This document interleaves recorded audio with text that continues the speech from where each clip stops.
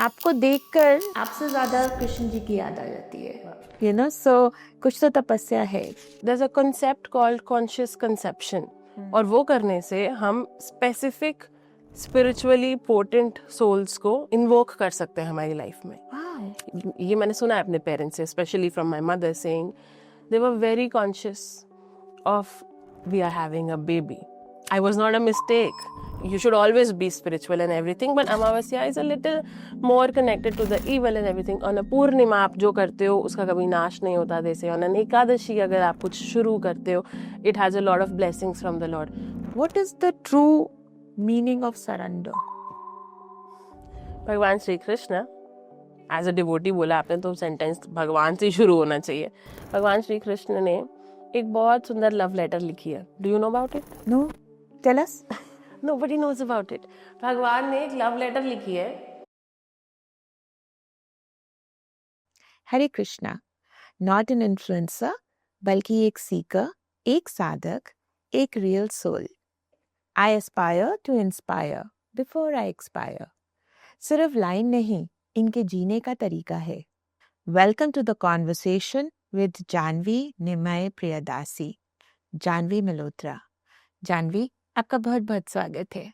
It is always a pleasure आप जैसे लोगों से मिलना जो who are trying to reach out to people. और आपके माध्यम से मेरे को भी अपॉर्चुनिटी मिल रही है to reach out to newer audience. तो थैंक यू आपने बुलाया उसके लिए. Thank you. सो जानवी, सबसे पहले सबको ये जानना है कि कैसे आपकी जर्नी स्टार्ट हुई. यू आर, आपको देखकर आपसे ज्यादा कृष्ण जी की याद आ जाती है सो कुछ तो तपस्या है. क्या रही है वो तपस्या? Tell us. आई वुड से आपने पूछा जर्नी कहाँ से स्टार्ट हुई, तो और पीछे जाना चाहिए, सिर्फ मेरे से नहीं. Usually to this answer I would से अ सर्टेन आंसर, पर आई हैव अ न्यूअर और एक मोर प्रोफाउंड और something from the soul this time. I am 25 years old. और जब माई पेरेंट्स वर कंसीविंग मी और हैविंग मी इज, ये मैंने सुना है अपने पेरेंट्स से, specially from my mother, saying they were very conscious of we are having a baby. I was not a mistake. Usually the population we see out there, parents को पता नहीं होता, and finally they know, oh wow, we're having a baby, which is also a blessing. Yes. पर there's a concept called conscious conception. और वो करने से हम स्पेसिफिक स्पिरिचुअली पोटेंट सोल्स को इन्वोक कर सकते हैं हमारी लाइफ में. It is a whole huge concept जो हमारे शास्त्राज में है, जिसके बारे में हमें पता नहीं है. Nobody is talking about it. Out of here west में ये कॉन्सेप्ट न्यूली इंट्रोड्यूस हुआ है, जहाँ वो कॉन्शियस कंसेप्शन विच इज गर्भदान संस्कार, दे आर फैशनाइजिंग इट, उसके बारे में बात कर रहे हैं. They are selling it for lakhs of rupees. और अब वो लोग इस चीज़ को इम्बाइब कर रहे हैं जो हमारे शास्त्रों में, जो हमारे रूट्स में. So like my mamma tells me कि when she was with me in her womb, तो वो बहुत ज़्यादा नाम जप करते थे. Like every day she would do Om Namah Shivaya so many times, अंदर बाहर walking, doing whatever, she would do that. When she was in labor pains with me, with the contractions inside she was saying Om Namah Shivaya, with the contractions outside वो कह रहे थे राधे राधे या हरे कृष्णा. मतलब it began with a spiritual thing for me. तो मेरे लिए वो जर्नी वहीं से शुरू हुई जहाँ पे मेरे पेरेंट्स ने डिसाइड किया कि हमको रैंडम बच्चा नहीं चाहिए, हमको एक स्पिरिचुअल सोल चाहिए. So that is where it began for me. और कॉन्शियसली मैंने कब इस चीज़ को चूज़ किया, मैं एक बहुत ही कल्चर्ड फैमिली में I appear of course, and then बचपन से मेरे को बहुत ब्यूटीफुल एटमॉस्फेयर मिला जहाँ मेरे लिए भक्ति को चूज़ करना was not like I am fighting against my family. Today मुझे बच्चे पता है कुछ ऐसे, there are people out there जो स्पिरिचुअलिटी फॉलो करना चाहते हैं but they are not supported. उनके पेरेंट्स के हिसाब से तुम भक्ति करोगे तो तुम शादी नहीं करोगे. Most common misconceptions of the world at this point कि तुम भक्ति कर रहे हो तो तुम पढ़ाई छोड़ दोगे, कुछ नहीं कर पाओगे, शादी नहीं करोगे, एक्सेट्रा. तो my family was never like that. I was always supported कि अगर तुमको कुछ भी करना है ना, वी आर विद यू. और उसमें ये भी नहीं था कि दे प्रेशराइज्ड मी कि भक्ति करनी ही पड़ेगी. I was given a free choice. I was told कि ये करने से ये रिजल्ट निकलेगा, ये करने से ये रिजल्ट निकलेगा, यू चूज. अनफॉर्चुनेटली भगवान की कृपा से मैंने सही चीज चूज करी है, and I stand out. So that is how it began, and it is still going on, and there's like a beautiful eternal journey to come. Wonderful. And बहुत ही this is also new to me, जो आपने conceptual, Conscious conception, हाँ. yes. What is it about? आप बताइए सबको इसके बारे में. See, शास्त्रों में, हमारे सनातन शास्त्रों में वर्णन है कि बहुत सारे तरीकों के संस्कार होते हैं. हमको 2-3 पता होंगे, अंतिम संस्कार, या मतलब जो बहुत ही मेजर वाले हैं उनके बारे में हमने थोड़ा बहुत इधर उधर से सुना है, जिसकी भी डिटेल्स हमको नहीं पता है. वी कॉल अ पंडित जी, वो आते हैं, कुछ उठावन करते हैं, हो गया. विवाह संस्कार, हमको कोई आइडिया नहीं है व्हाट्स हैपनिंग विद इट. जब हमारे जीवन का संस्कार कोई थर्ड पर्सन कर रहा है तो हमको एटलीस्ट इतना तो पता होना चाहिए ना कि व्हाट्स हैपनिंग.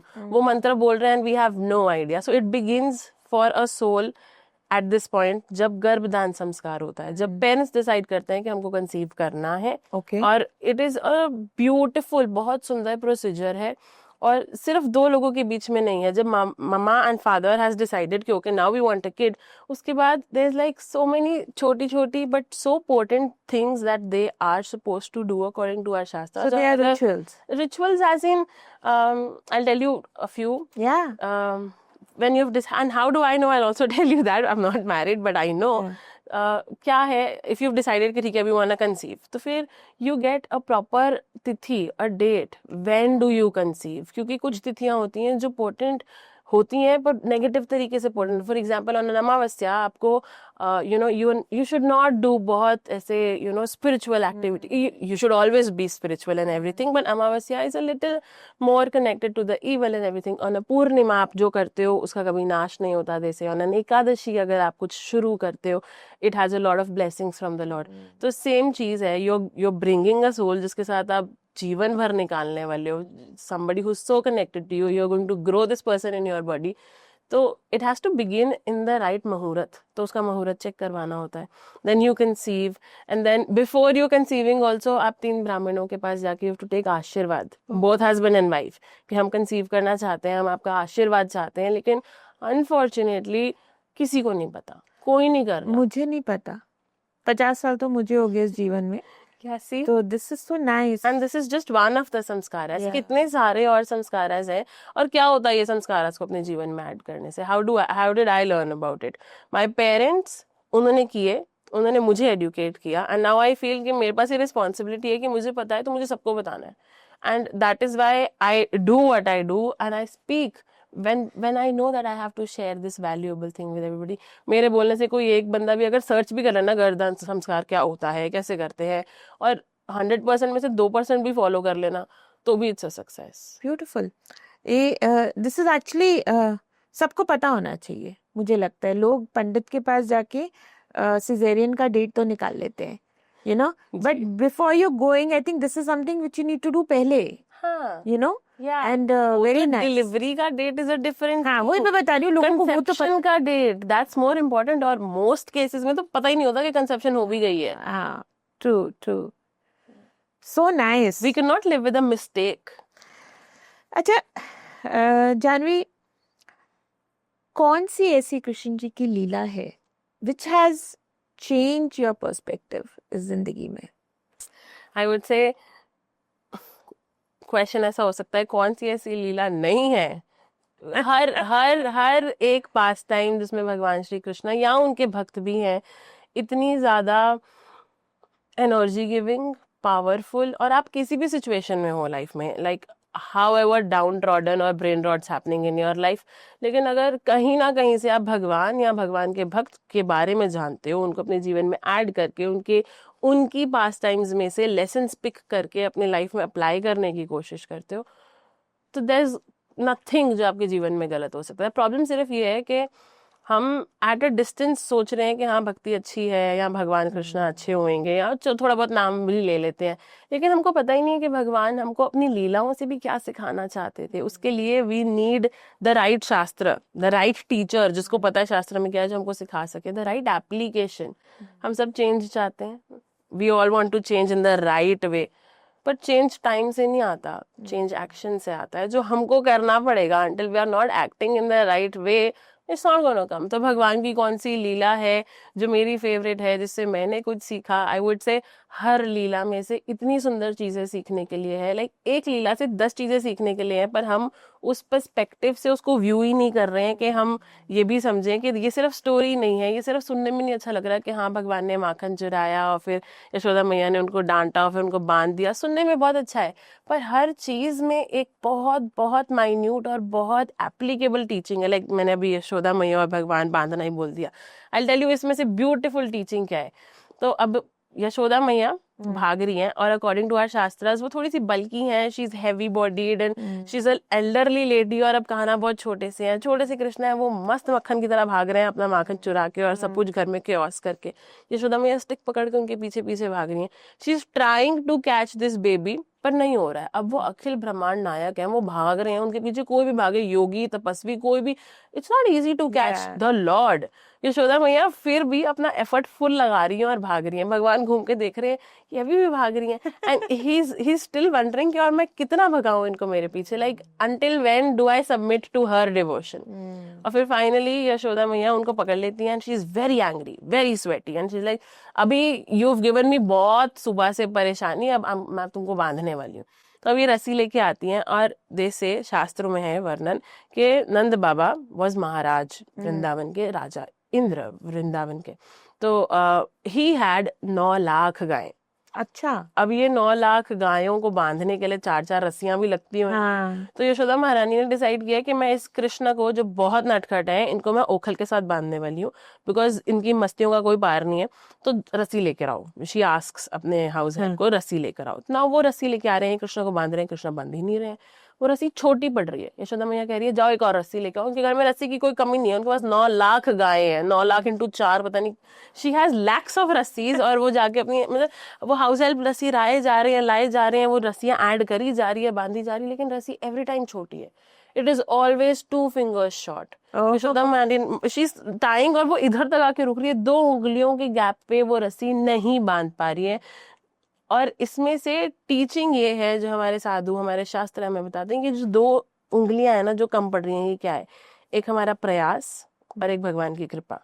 ब्यूटीफुल। जीवन में कोई भी सिचुएशन हो ना, अगर हम प्रयास कर रहे हैं तो भगवान हमारा एक स्टेप देखकर 100 स्टेप चलने के लिए रेडी हैं। यशोदा महारानी ने अपने प्रेम से, 9 लाख रस्सियों से नहीं, अपने प्रेम से भगवान को बांध लिया। हमारा प्रयास जब भगवान देखते हैं किसी भी इम्पेटस, किसी भी चीज के पीछे जो हम इतनी जी तोड़ मेहनत कर रहे हैं, अगर भगवान देखते हैं कि वो चीज हमारे लिए सच में अच्छी है, तो फिर वो चीज हमको दे देते हैं। पर यूजुअली हम इस पॉइंट पे आके खड़े हो जाते हैं कि भगवान मेरे सारे प्लान्स डिस्ट्रॉय कर दे, क्योंकि वो प्लान इवेंचुअली हमें डिस्ट्रॉय करने वाला होता है, तो वो भगवान की प्रोटेक्शन है। ऐसे हर लीला में से बहुत सुंदर चीजें सीखने के लिए है, सिर्फ पॉइंट ये है कि हम सही जगह पे सही टीचर से सही चीज अगर सीख लें, और ये जो प्रयास और कृपा का कॉन्सेप्ट है ये अपने जीवन में लगा लें, तो फिर वेयर इज स्ट्रेस। पता है जानवी, आपसे बात करके मुझे सच में बता रही हूँ, मतलब मेरे घर में ठाकुर जी हैं, राधा रानी है, लेकिन मुझे सच में कृष्ण के ऑरा से ही प्रेम हो रहा है, because the way you say it with so much of emotions, so God bless you for that. मतलब बहुत ही खूबसूरत। As a devotee, what is the true meaning of surrender?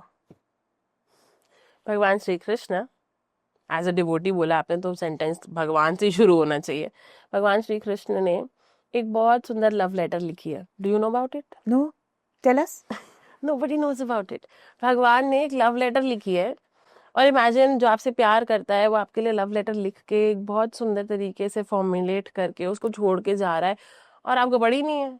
आप नेक्स्ट डे और waking up, you know there is a love letter जो आपके नाम पे है, but you are not even caring to go find where is, कहाँ है, क्या बोल रही है मेरे लिए।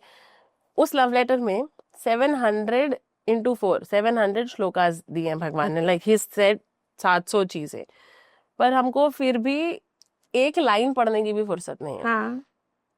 That love letter is called Bhagavad Gita. भगवान ने रणभूमि में, वही भगवान जो हमारे भगवान जी है, जो हमारे ठाकुर जी है, जो बंसी बजाते हैं, इज द सेम लॉर्ड। उन्होंने रणभूमि में खड़े होके अगर भगवत गीता बोली है तो अर्जुन के लिए नहीं बोली, अर्जुन के साथ थे भगवान, उसको जरूरत नहीं थी। He did not need the ज्ञान दैट वी से, जो भगवत गीता में है, जो हमको समझ नहीं आ रहा है, वट एवर। वो भगवत गीता भगवान ने हमारे लिए बोली थी, बिकॉज हमारे जीवन में वो प्रॉब्लम्स है जिनके सॉल्यूशन भगवत गीता में है, पर हमको कैसे पता चलेगा जब हमने खोल के ही नहीं देखी। टू एवरीबडी यू से आपने भगवत गीता पढ़ी है, दिल भी लाइक हाँ हमारे घर में पढ़ी है, पर आपने पढ़ी है कि नहीं पढ़ी है? लोगों के घरों में भगवत गीता होने के बावजूद people are not caring to read. वहां पर भगवान ने सरेंडर की डेफिनेशन दी है। You asked what is surrender. भगवान कह रहे हैं in the final chapters of Bhagavad Gita, सर्वधर्मान परित्यज्य मामेकम शरणम व्रज अहम त्वम सर्व पापेभ्यो मोक्षयिष्यामि मा शुचा। इसका बहुत बहुत गुह्य, बहुत कॉन्फिडेंशियल, बहुत डीप मीनिंग है, लेकिन बहुत सिंपली एक्सप्लेन करने के लिए, ताकि हम ये समझ आए कि व्हाट डज भगवान वांट फ्रॉम अस। वो कह रहे हैं कि अगर तुम सारे के सारे अपने किए हुए कार्य, what ever, abandon all your religions, जो भी तुम करो ना, सब छोड़ के मेरी शरण लो। और फिर उसका रिजल्ट क्या कह रहे हैं भगवान? इज प्रॉमिसिंग, भगवत गीता में प्रॉमिस कर रहे हैं भगवान कि अगर तुम मुझे सरेंडर करते हो, मेरा शेल्टर लेते हो, तो मैं तुम्हारे सारे पुराने पाप जो हैं, जो भी तुम्हारी जितनी भी मटेरियल इंटेंगलमेंट्स हैं, मैं सब खत्म कर दूंगा। जब भगवान इतनी गारंटी और इतना प्रॉमिस देने के लिए रेडी हैं, तो हम कहीं तो शुरू कर सकते हैं ना सरेंडर करना। ना, योर क्वेश्चन वाज सरेंडर होता क्या है? सरेंडर मतलब बेसिकली ये मेरा मालिक, या दिस इज अ पर्सन जो मुझे प्यार करता है, जो मेरा ध्यान रखेगा, जिसके अंडर मैं खुश हूँ। अब ये खुश की डेफिनेशन लोगों के लिए अलग हो सकती है। किसी के हिसाब से खुशी मतलब बहुत बड़ा घर होना चाहिए, किसी के हिसाब से खुशी मतलब बैंक में बहुत पैसे होने चाहिए। लेकिन खुशी का एक्चुअल मतलब ये होता है कि मैं जिस व्यक्ति के साथ हूँ वो मुझे प्रोटेक्ट कर रहा है, मुझे हर चीज में, हर सर्कमस्टेंस में, हर सिचुएशन में लड़ने की, मरने की, खींच के अपने लिए सेटिस्फैक्शन ढूंढने की जरूरत नहीं है। जो मेरा ध्यान रख रहा है वो मुझे खुश रखेगा। उसने मुझे जैसे भी रखा है वो भी मेरे लिए अच्छा ही है। जैसे जो प्राप्त है वो पर्याप्त है। जो बंदा ये समझ लेता है ना, जो प्राप्त है वो पर्याप्त है, वो बंदा है जो एक्चुअली भगवान को सरेंडर कर रहा है, क्योंकि उन्होंने जो दिया है वो सही कैलकुलेशन से दिया है। हमारी कैलकुलेशन इतनी साइडेड हो सकती है या इतने साइडेड हो सकती है, पर he can see all around. पहले क्या था, बाद में क्या होगा, अभी क्या है, अभी ये दे दूंगा तो क्या होगा। He understands all probabilities. और हमारा छोटा ब्रेन है, हमको नहीं समझ आएगा। आप एक चींटी को बोलो इस रूम का तुमको मैकेनिज्म, इलेक्ट्रॉनिक समझ आ रहा है, नहीं आएगा उसको समझ। सो सरेंडर इज जब मेरे साथ जो हो रहा है मैं उसको एक्सेप्ट कर रही हूँ without questioning the Lord, because that is what people usually do. पहले तो भक्ति नहीं करते, फिर अगर थोड़ी बहुत कर भी लेते तो हम तो भक्ति करते हैं, हमारे साथ ऐसे कैसे हो सकता है? सरेंडर इज भगवान ने जो सर्कमस्टेंस दिया ना, कोई बात नहीं, I will find my joy in it. क्योंकि भले क्लेश है, आप कुछ भी कर लो, whatever you do about it, जितना आना है उतना आने ही वाला है। You can do whatever, तंत्र कर लो, मंत्र कर लो, जो भी अगर आपके हिस्से का है, it will come to you. और आपके हिस्से का आएगा क्या मतलब है? It is your karma that is coming back to you. Karma is not a bitch, karma is a mirror. हमने किया था, वो घूम के फिर से हमारे पास आया है, तो ठीक है ना, उसको एक्सेप्ट कर लो और भगवान को in spite of the difficulty choose कर लो। That is surrender. Beautiful. Janhvi, आप वृंदावन रहते हो, वहीं पे बसे हो, नहीं भी होते हो तो भी वहीं होते हो, ठीक है। निधि वन की क्या मिस्ट्री है? निधि वन है क्या? लोगों को नहीं पता, लोगों को लगता है बस निधि वन है, घूमने का जगह है, लोग जाते हैं, टिकट लेते हैं, या चले जाते हैं, जैसे भी। आप बताओ सबको। सिर्फ निधि सी आए, मैं वृंदावन, आपने कहा वृंदावन में रहते हो, नहीं भी रहते हो तो भी रहते हो। पहले तो इसको डिसेफर करते हैं उन लोगों के लिए जिनको शायद ना समझ आया हो। वृंदावन सिर्फ जगह नहीं है, वृंदावन हर व्यक्ति जाना चाहता है। कई लोग गए भी होंगे, कई लोगों को वृंदावन की गलियों में वो एक्सपीरियंस हुआ भी होगा जो वो ढूंढने गए थे। लेकिन फिर भी मैं बता रही हूँ क्योंकि हमारे शास्त्र और हमारे साधु बताते हैं कि ये वही निकुंज की गलियां हैं जहाँ भगवान आज भी हैं। उनके ब्रजवासी आज भी वहीं रहते हैं। गोवर्धन आज भी ब्रज में है, यमुना आज भी ब्रज में बहती है, गोवर्धन द रज, वहाँ की वृंदावन की रज, वो भी आज भी वहीं है। वृंदावन वो एक्सपीरियंस है, वो जगह है, वो that it is that existence इस प्लैनेट के ऊपर जो इक्विवेलेंट है उस जगह से जहाँ भगवान आज रहते हैं, गोलोक वृंदावन में, स्पिरिचुअल वर्ल्ड में। इस जगह पर वृंदावन में आने के लिए देवी देवता भी तरसते हैं, ये शास्त्रों में वर्णित है। मतलब हर हर एक एंटिटी को इतना सौभाग्य नहीं मिलता कि वो वृंदावन आ सके। तो अगर आप वृंदावन आने का प्लान कर रहे हैं, या एनीबडी हु इज प्लानिंग के वृंदावन जाना है, ये समझकर वृंदावन आना, वरना मत आना कि वृंदावन क्या है। हम वृंदावन जाकर टूटे हुए घर, खुली हुई नालियां, सुअर और बंदर और ये सब देखकर हाँ थोड़ा बहुत फन कर कर वापस जा सकते हैं। ऑन द अदर हैंड हम वही वृंदावन जाकर संतों के दर्शन कर कर, संतों की वाणी को सुनकर उसको जीवन में अप्लाई कर कर, बहुत सुंदर भगवान के दर्शन कर कर, उन्हीं निकुंज की गलियों में भगवान को एक्सपीरियंस करके अपना जीवन बदल के भी आ सकते हैं। आपने एक मंदिर का नाम लिया निधिवन, मुझे लगता है ये हर उस इंसान के मन में है जिसको पता है कि वृंदावन जाना है, उसको पता है कि निधिवन भी जाना ही है। इनफैक्ट आप गूगल से भी पूछ लो कि वृंदावन का मोस्ट मिस्टिक मंदिर कौन सा है, तो वो बोलेंगे निधिवन। एक्चुअली वृंदावन का हर हर पेड़ बहुत मिस्टिक है। देखिए, जैसे वृंदावन का हर पेड़ एक कल्प वृक्ष है। कल्प मतलब कल्पना, वृक्ष मतलब ट्री। आप किसी भी पेड़ के नीचे खड़े होगे कुछ भी कल्पना करोगे वो पूरी हो जाती है। अब निधि वन, वन मतलब फॉरेस्ट, तो इस वन में तो बहुत सारे पेड़ हैं, and all these trees are considered to be wish fulfilling trees. ऐसा कहा जाता है यहाँ के जो पेड़ हैं ये सखियां हैं जो रात को अंधेरा होने के बाद, वहां पे कोई नहीं जाता। जब मैं बहुत छोटी थी ना, दे टोल्ड मी कि यहाँ पे ना शाम को कोई नहीं आता। लाइक ओके, इंसान नहीं आते होंगे। फिर उन्होंने कहा कि बंदर भी नहीं आते। लाइक वाओ हाउ स्मार्ट, बंदर भी रात को नहीं जाते। एंड देन दे सेड चींटियां भी नहीं आती। कोई भी living entity on this planet रात को शयन होने के बाद, भगवान के सो जाने के बाद निधिवन के प्रेमाइसेस में एंटर नहीं करते। फिर उन्होंने इतना भी कहा कि निधिवन के आसपास जो लोग रहते हैं ना, वो भी रात को अपने घर की आंगन में, बालकनीज में, विंडोज के पास नहीं जाते। क्यों नहीं जाते? क्योंकि ये वही जगह है जहां भगवान आज भी रात को आकर अपनी सारी सखियों के साथ, गोपियों के साथ रासलीला करते हैं। तो वहां पे जो भी पेड़ हम देखते हैं निधिवन में, वो सब रात को गोपियां बन जाते हैं और वहां पर रास करते हैं। वहां के ब्रजवासी जो है, जो संत है, वो कहते हैं कि हम लोग रात को जो भोग फुल फुल रख के जाते हैं, हम सुबह आते हैं सब लॉक करके जाते हैं, तो आधा लड्डू खाया होता है, सिंदूर ऐसे फैला होता है और जल पानी पिया होता है। मतलब देयर इज वहां पर भगवान का प्रेजेंस अभी भी। और आई वुड से निधिवन के बारे में लोगों को पता है, इसलिए more people are talking of it. लेकिन ब्रज में ऐसी और बहुत सारी जगहें हैं, यहाँ पे ऐसी बहुत सारी और लीलाएं हैं। आई वुड से ब्रज में most of the people have no idea. एक बहुत बड़ा फॉरेस्ट, एक्चुअली वृंदावन में 12 वन है। अच्छा, there are 12 forest inside Vrindavan. कुछ यमुना के इस तरफ है, कुछ यमुना के उस तरफ है। अब इन 12 वनों में भगवान जाकर अपने बालों के साथ और बछड़ों के साथ खेला करते थे। पिकनिक पे एवरी इवनिंग अपनी गैया को जो चराने लेके जाते थे। तब उनमें से एक वन है काम्य वन। वहां पर इतनी सुंदर जगहें हैं, एंड यू वॉन्ट बिलीव, वहां पर एक स्लाइड है जिसपे भगवान चढ़ के फिसला करते थे, उसको फिसलनी शिला कहते हैं, वो आज भी वहां है। उसका जो वो पूरा स्लोप है, इट इज सो स्लिपरी। इतना तो मुझे लगता है हमारे मैनमेड जो वो बच्चों की स्लाइड्स होती है ना, वो भी स्लिपरी, उसमें खुद को आपको ऐसे ड्रैग डाउन करना पड़ता है कई बार। पर वो सेल्फ में भगवान के द्वारा मेड जो फिसलनी शिला है, it is still there, it is so soft.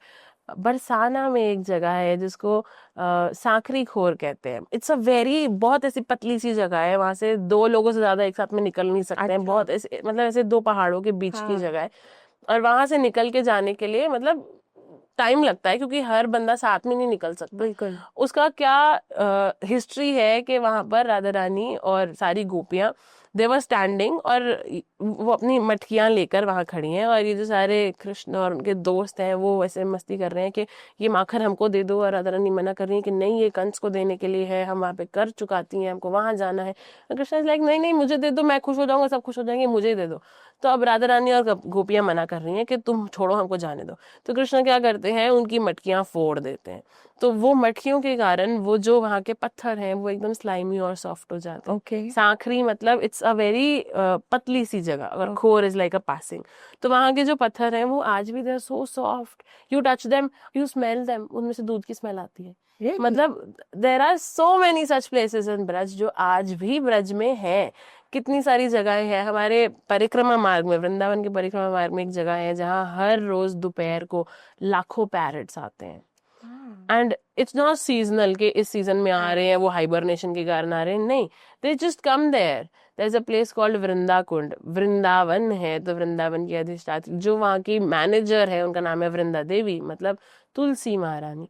तो उनका जो कुंड है नंदगांव के पास है, वहां पर भी, एंड वृंदा देवी का pet is a parrot. Okay. तो वहां पर any time you go there are so many parrots, lakhs of parrots, मतलब कोई पेड़ नहीं है जिसपे पैरट्स नहीं होंगे। वृंदावन का हर कण लाइव है। हमको लगता है कि दिस इज मंडेन और जस्ट अनदर स्पिरिचुअल प्लेस जाने के लिए, बट वी आर मिस्टेकन। क्योंकि ज्यादातर तो सब लोग जाते हैं, बिहारी जी के दर्शन करते हैं और आ जाते हैं। जी, आई थिंक आई वुड से बिहारी जी के दर्शन करते हैं, टिक्की खाते हैं, लस्सी पीते हैं, फिर वापस आते हैं। हाँ, इस्कॉन चले जाते हैं या तो शाम को और आ जाते हैं। Okay, nice. Because we are talking about Vrindavan, so I would like to ask a question on this कि राधा रानी कौन है? This is like a mic dropping question. Radha Rani कौन है? She is not just a personality, she is a tattva. उनको समझना इतना मुश्किल है कि भगवान श्री कृष्ण को भी नहीं समझ आ रहा था। भगवान ने बोला कि मुझे ना सब पता चल गया कि क्या होता है, कैसे होता है, मैं भगवान हूँ, आई नो एवरीथिंग, पर एक चीज है जो मुझे नहीं समझ आ रही है कि ये राधा रानी मेरे से इतना प्यार कैसे कर सकती है, what does she feel for me. Radha Rani भगवान श्री कृष्ण की शक्ति, अलाधिनी शक्ति बोलते हैं शास्त्रों की लैंग्वेज में, she is that. Radha Rani का प्रणाम मंत्र है विच is so beautiful, so beautiful. उनको डिस्क्राइब करता है, दैट सेज तप्त कांचन गौरांगी राधे वृंदावनेश्वरी वृषभानु सुते देवी प्रणमामि हरि प्रिय। जो राधा रानी है उनका जो कलर है वो तप्त कांचन, मोल्टन गोल्ड जैसा है। वो राधे जो वृंदावन की ईश्वरी है, वृषभानु बाबा की बेटी है, और ब्रज में उनके बिना कुछ नहीं होता। वहां पे कोई कृष्ण कृष्ण नहीं बोलता, सब राधे राधे बोलते हैं, बिकॉज वो इतनी करुणा करने वाली हैं कि वो she just shelters everybody in Vrindavan.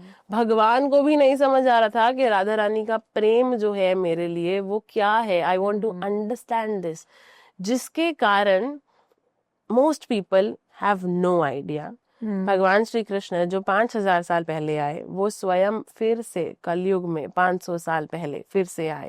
हमारे शास्त्र कहते हैं कृष्ण वर्ण त्विषा कृष्ण, मतलब जो कृष्ण वर्ण के भगवान थे, जो डार्क फॉर्म के श्याम सुंदर भगवान थे, वो फिर से आए इस कलयुग में एज श्री कृष्ण चैतन्य महाप्रभु।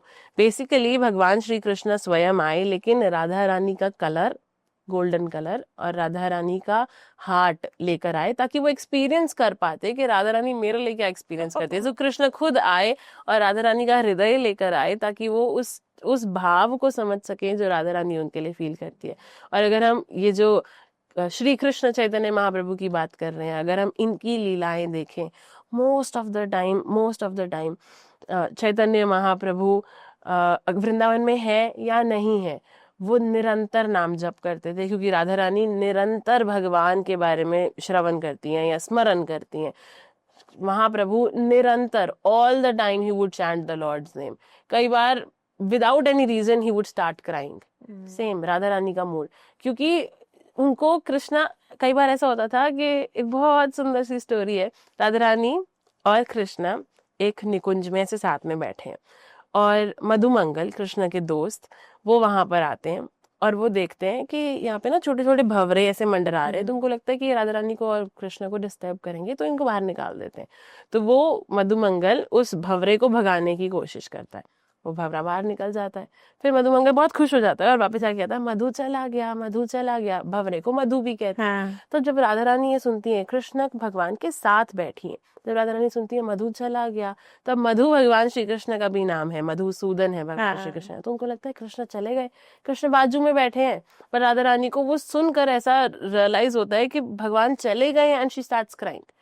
भगवान बाजू में बैठे हैं एंड शी स्टार्ट्स क्राइंग।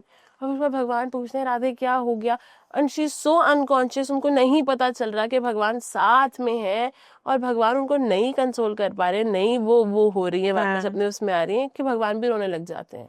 और फिर जब सखियां उनको देखती हैं तो वो सखियां भी रोने लग जाती हैं। और इन्हीं आंसुओं से बना हुआ एक सरोवर आज भी नंदगांव के पास है, जिसका नाम है प्रेम सरोवर, हाँ जो राधा रानी, कृष्ण और उनकी सखियों के आंसू से बना हुआ सरोवर है। तो मतलब वृंदावन इज सो पोर्टेंट। मतलब वहां पर हर एक स्थल की इतनी महत्वता है और it is just so beautiful. हम बात कर रहे थे कि राधा रानी का तत्व क्या है। अब ये जो महाप्रभु श्री कृष्ण चैतन्य महाप्रभु, गौरांग महाप्रभु, जिन्होंने राधा रानी का कलर लिया, इसलिए उनका नाम गौरांग हो गया, ये स्पॉन्टेनियसली रोने लग जाते थे। जैसे Radha Rani spontaneously out of nowhere he would faint, क्योंकि वो भगवान श्री कृष्ण के बारे में स्मरण करते थे। तो दैट इज राधा रानी, जो भगवान को भी नहीं समझ आ रही है कि what does she feel for मी। वो है श्रीमती राधा रानी। और उनको समझना, उनकी कृपा को प्राप्त करना और उनका आशीर्वाद लेना, जिस व्यक्ति ने ये कर लिया, दैट इज चमत्कार। मतलब that is a very big thing. बहुत बहुत बड़ी बात है। अगर हम राधा रानी की कृपा को प्राप्त कर लें तो भगवान श्री कृष्ण तो ऑटोमेटिकली हम पे मर्सीफुल हो जाएंगे कि राधा रानी कृपा कर रही है तो फिर तो मैं भी करूंगा ना। जानवी, मैं आपसे एक चीज जरूर शेयर करना चाहूंगी। मेरे घर में राधा रानी है, ठाकुर जी हैं, एंड मेरे को दोनों में सिर्फ राधा रानी नजर आती है। I don't know why. I am not a devotee of, मतलब मैं नहीं फॉलो करती हूँ इस्कॉन को या, लेकिन मैं एक बार निधिवन गई थी और मैंने वहां राधा रानी के दर्शन किए थे। उन्होंने वाइट पहना हुआ था with the pink thing and the nath she was wearing, and believe me, so it has stuck with me. This is many years back. और मुझे मेरे घर में निकलता ही है कि राधा रानी मेरे घर में ना। तो मैं सच्ची बोलूं, मेरे को पता ही नहीं है कि राधा अष्टमी कब होती है, मुझे नहीं पता ये सब ना। मैं कभी उनको भोग लगाती है सच, पर मैं बात जरूर करती, और वो भी बात वो मुझे बुला लेती है। और ये नहीं रोज बात कर रही है, लेकिन करती है, और मुझे नहीं पता वो क्यों करती है। लेकिन ये मैं किसी को बता भी नहीं पाती हूँ, क्योंकि वो उनको समझ में ही नहीं आती है बात, यू नो। एंड क्योंकि आपने मुझे इतना वो कर दिया है सुनाकर कि I am actually missing her right now, you know. Coming back to the show again, Janvi, आप मेरे को बताओ, एकादशी क्यों मनाई जाती है, क्या महत्व है उसका? आपने बहुत सी रील्स में उसके बारे में बात करी है। Tell us all. I would say 99% लोगों को थोड़ा बहुत आइडिया होता है कि हाँ, होते हैं कुछ दिन जिस दिनों पे उपवास करने होते हैं, व्रत करने होते हैं। क्यों करने होते हैं, कब करने होते हैं, कैसे करने होते हैं, किसी को आइडिया नहीं है। एकादशी वो दिन है जो महीने में 2 बार, इंग्लिश महीने में 2 बार आता है। एवरी 15 डेज में एक बार आता है। ओके। ऐसा कहा जाता है कि मून के मूवमेंट्स के हिसाब से जो 11th तिथि होती है, उस दिन पर व्रत करना सिर्फ स्पिरिचुअली नहीं, साइंटिफिकली, फिजियोलॉजिकली, मेंटली बहुत बेनिफिशियल होता है। अब क्यों बेनिफिशियल और क्या करना चाहिए, I am here to help you. Yes please. Ekadashi वो दिन है स्पिरिचुअली जो भगवान श्री कृष्ण को बहुत ज्यादा पसंद है। हमारे शास्त्रों में संत कहते हैं माधव तिथि भक्ति जननी। माधव तिथि मतलब भगवान को ये तिथि इतनी पसंद है कि भगवान ने इसको स्वयं का नाम दे दिया। एकादशी की तिथि को माधव तिथि भी कहते हैं। अब माधव को ये तिथि इतनी पसंद है कि इस दिन पर अगर हम व्रत या उपवास करते हैं तो हम माधव के पास रहने का हमको अपॉर्चुनिटी मिलता है।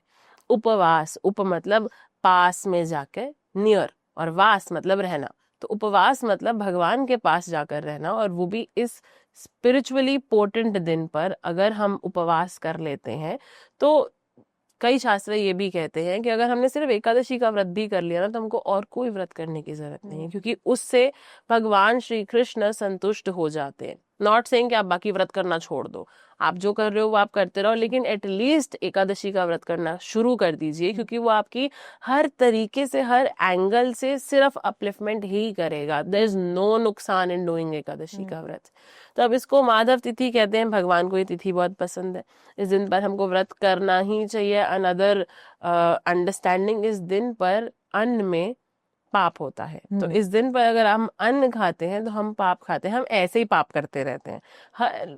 नोइंगली अननोइंगली हम इतने पाप करते रहते हैं कि हमारा कोई सॉल्यूशन है नहीं। लेकिन by the end of the life अगर हमारी लाइफ का ऐसा अकाउंट शीट बनाया जाए, पाप पाप कहाँ है, कहाँ हम कुछ अच्छा कर रहे हैं किसी के लिए। अगर कर भी रहे हैं अच्छा, तो उसमें भी मैं ये अच्छा कर लेती हूँ क्योंकि उसके पीछे मेरा ये इंटेंशन मेरे साथ अच्छा होना चाहिए, या कुछ भी सेल्फलेस नहीं है जो हम कर रहे हैं। अच्छा कर भी रहे हैं तो वो सेल्फलेस नहीं है, बट बेसिकली तो अच्छा कर नहीं रहे हैं। तो एटलीस्ट इस दिन पर अगर हम व्रत करते हैं तो हम एक तो भगवान को खुश कर रहे हैं, दूसरा इस दिन पर व्रत करने से हम एटलीस्ट पाप नहीं खाएंगे।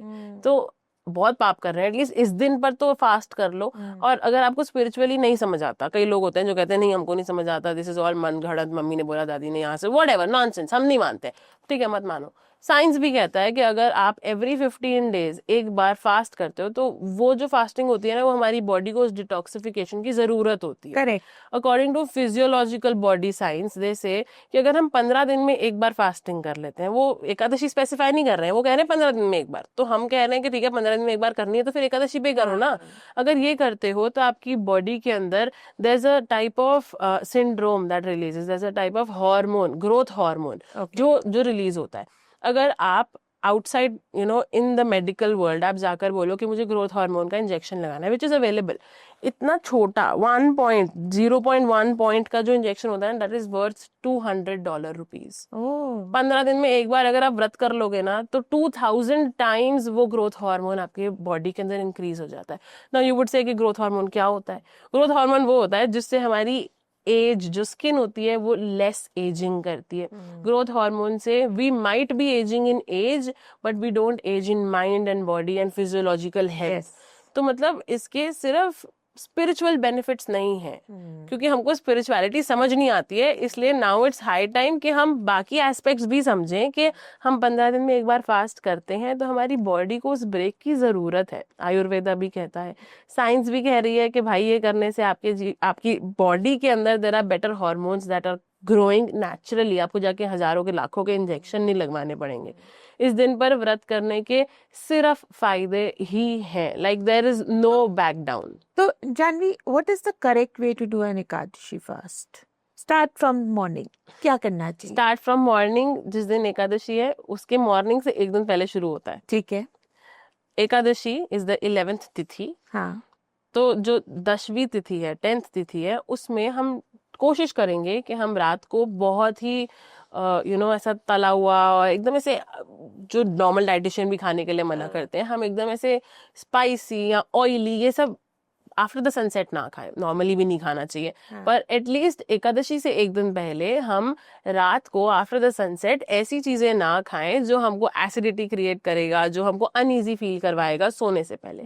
तो एटलीस्ट हम वो अपनी बॉडी को एक स्पेस दे दें जहां it can clean and heal itself inside. Ekadashi के दिन सुबह या आपने एक दिन पहले रात को, दिस इज योर प्लान कि आप मेजॉरिटी कुछ टॉक्सिक नहीं खा रहे हो। फिर एक और चीज अगर आप कर सकते हो नेक्स्ट लेवल, एकादशी से एक रात पहले जल्दी सो। क्यों? क्योंकि एकादशी के दिन सुबह जल्दी उठना चाहिए। इसका फायदा है, अब आप कितना फायदा लेना चाहते हैं उस पर डिपेंड करता है कि आप एक रात पहले कितने बजे तक जाग रहे हो सकता है हम एक रात पहले तक 2 बजे तक जाग रहे हैं, फिर सुबह फिर भी हम 5 बजे उठ जाएंगे, हम वो तीसमार खान बन लेंगे 2-3 घंटा सो के। लेकिन कब तक ना, इफ हमको सच में किसी चीज से प्यार है, हमको सच में वो चीज करनी है, अगर we really want to do it, तो फिर हम उसको सही तरीके से करेंगे, क्योंकि गलत तरीके से किया हुआ लंबा नहीं कर पाएंगे। तो एकादशी से एक रात पहले हम टॉक्सिक चीजें नहीं खा रहे हैं, हम जल्दी सो रहे हैं एकादशी के दिन सुबह, क्योंकि हमें जल्दी उठना है। अब जल्दी उठ के क्या करना है? जल्दी उठ के रील्स चलानी है और देखना है कि इतनी देर में जितने में सो रहा था क्या हो गया on the internet, what did I miss out on? नहीं, ये वो दिन है जिस दिन पर हमें स्पेशल डिस्काउंट मिल रहा है, भगवान की भक्ति इस दिन पर मल्टीप्लाई हो रही है, इस दिन पर अच्छे किए हुए कार्य हमको ज्यादा बेनिफिट दे रहे हैं, इस दिन पर हमको ज्यादा पावर मिल सकती है। तो इस दिन पर सुबह जल्दी उठकर कोशिश करनी है कि हम नहा लें क्योंकि कोशिश करनी है, नहा ले बोलना पड़ता है आजकल, क्योंकि people don't even bathe. Yes, तो एटलीस्ट एकादशी के दिन हम सुबह उठकर जल्दी, वी कैन ट्राई कि हम जल्दी उठ रहे हैं और हम जल्दी नहा रहे हैं। उसके बाद हम मेडिटेशन कर सकते हैं। अब everybody would have different understandings of what is meditation. जो जिस तरीके की करता है वो उस तरीके की कर ले, नो प्रॉब्लम। योगा कर लो, मेडिटेशन कर लो, कोई यूट्यूब वीडियो लगा के लोग ऐसे कामिंग वीडियो सुनते हैं, whatever you are doing, but there should be an activity जो आपको ग्राउंड करे, समथिंग, कुछ तरीके की मेडिटेशन तो होनी ही चाहिए है। अब आप अगर शास्त्रों की बात सुनो तो कली संतरण उपनिषद कहता है कि कलयुग में बेस्ट तरीके की मेडिटेशन इज हरेर नाम, हरेर नाम, हरेर नाम एवं केवलम। तो एटलीस्ट एकादशी के दिन पे एक हरे कृष्ण महामंत्र की माला तो कर लेनी चाहिए, जिसको करने में 7 मिनट लगते हैं। 7 मिनट इज नथिंग, मतलब हम 7 मिनट तो निकाल सकते हैं ना खुद के लिए। कोई 15 मिनट, 1 घंटा नहीं कह रहा है, 7 मिनट, 5 मिनट हम खुद के लिए निकाल सकते हैं। एटलीस्ट एक हरे कृष्ण महामंत्र की माला तो होनी चाहिए। अब इस दिन पर लोगों का यूजुअली क्वेश्चन होता है क्या खाएं और क्या नहीं खा सकते हैं, और व्रत में ये भी खा सकते हैं, मेरी मम्मी ने कहा था चावल नहीं खा सकते हैं। आवर फोकस इज ऑन क्या खाना है क्या नहीं खाना है, पर खाना क्या नहीं खाना के सिवाय और बहुत सारी चीजें जो हम इस दिन पर कर सकते हैं। अगर हम नॉर्मली झूठ बोलते हैं जो हम बोलते हैं, एटलीस्ट हम कोशिश कर सकते हैं कि इस दिन पर हम नहीं बोलेंगे या कम बोलेंगे। हम बहुत सोशल मीडिया चलाते हैं, ऑन एन एवरेज एक इंसान एक दिन में 7 घंटा फोन चलाता है, जिसमें से 5 घंटे से ज्यादा वो सोशल मीडिया, सोशल प्लेटफॉर्म्स पे ऊपर ही होता है। एटलीस्ट इस दिन पर हम कोशिश कर सकते हैं कि हम वो 5 घंटा फोन सोशल मीडिया चलाने की जगह उसको रिड्यूस डाउन करने की कोशिश करेंगे। आई एम टेलिंग यू, जिन लोगों ने सोशल मीडिया बनाया ना वो सोशल मीडिया यूज नहीं कर रहे हैं। एकादशी के दिन ये चीज अगर हम कर लेते हैं तो हमारी एकादशी इतनी पावरफुल हो जाएगी, हमारा जो रिजल्ट आने वाला होगा, जो जो कृपा मिलने वाली होगी, वो इतनी ज्यादा मल्टीप्लाइड हो जाएगी कि our life will not be the same. I was talking about कि कैसे एक रात पहले से प्रिपरेशन शुरू करनी होती है। अब एकादशी के दिन सुबह उठकर हमें क्या करना है, meditation, at least little bit of it. कैसे करते हैं, we can get into details about that, लेकिन एकादशी के दिन मेडिटेशन जरूर करनी है। दिस कुड ऑल्सो मीन कि आप एक हरे कृष्ण महामंत्र की माला कर रहे हो। एकादशी के दिन पे ही you should also for sure do तुलसी की पूजा और तुलसी की परिक्रमा। लोग कहते हैं एकादशी के दिन तुलसी में जल नहीं डालना चाहिए, एकादशी का भी व्रत होता है तो एकादशी को जल नहीं देना चाहिए। शास्त्रों में इसका कोई वर्णन नहीं है। एकादशी सिर्फ एक चीज जो तुलसी से रिलेटेड जो रूल है is on your period a girl should not go near Tulsi, around Tulsi, that's a stone line. दूसरी बहुत इंपॉर्टेंट चीज, एकादशी के अगले दिन द्वादशी के दिन तुलसी को तोड़ना नहीं चाहिए, उनका चयन नहीं करना चाहिए, क्योंकि एकादशी एक भगवान की सेविका है। एकादशी के दिन वो भगवान की लीलाओं में भगवान को सर्व कर रही थी, एकादशी के अगले दिन वो रेस्ट कर रही हैं, इसलिए उस दिन हम एकादशी तोड़ते नहीं है। That is the only rule. तो अब एकादशी के दिन हमको तुलसी की परिक्रमा करनी है, बहुत इंपॉर्टेंट। मंत्र नहीं आता तो भी कोई बात नहीं, परिक्रमा फिर भी करनी है। मंत्र सीख सकते हैं, नहीं लर्न हो रहा तो कोई बात नहीं, फिर भी परिक्रमा तो कर सकते हैं ना। जस्ट वॉकिंग अराउंड तुलसी कितनी देर लग जाएगी। तुलसी की परिक्रमा करने से ब्रह्म हत्या का पाप भी कट जाता है। तुलसी को प्रणाम करने से जो सारी उल्टी रेखाएं हैं वो सीधी हो जाती हैं। तो एकादशी के दिन एटलीस्ट हम ये रूल बना सकते हैं घर में कि हम भी करेंगे, हम 3 और लोगों से भी करवाएंगे, हम एटलीस्ट एकादशी के दिन तुलसी की परिक्रमा और तुलसी को प्रणाम करेंगे। एकादशी के दिन एटलीस्ट एक हरे कृष्ण महामंत्र की माला करेंगे। और एकादशी के ही दिन एक्चुअली तो जो मेन डिस्क्रिप्शन है इन शास्त्र वो कहता है कि एकादशी के दिन सोना ही नहीं चाहिए। एकादशी के दिन पूरा दिन, पूरी रात, अगले दिन सुबह तक हर इंसान को सिर्फ भगवान के नाम का जप और कीर्तन करना चाहिए। लेकिन प्रैक्टिकली इन आवर लाइव्स हम जितना कर सकें उतना अच्छा है। कुछ लोग कहते हैं एकादशी के दिन मौन व्रत कर लेते हैं, कोई बोलेंगे ही नहीं, पर इंटेलिजेंट पीपल वुड। एकादशी के दिन मौन व्रत करो, लेकिन नॉनसेंस चीजों से, गॉसिप से मौन व्रत करो, भगवान की कथा से नहीं।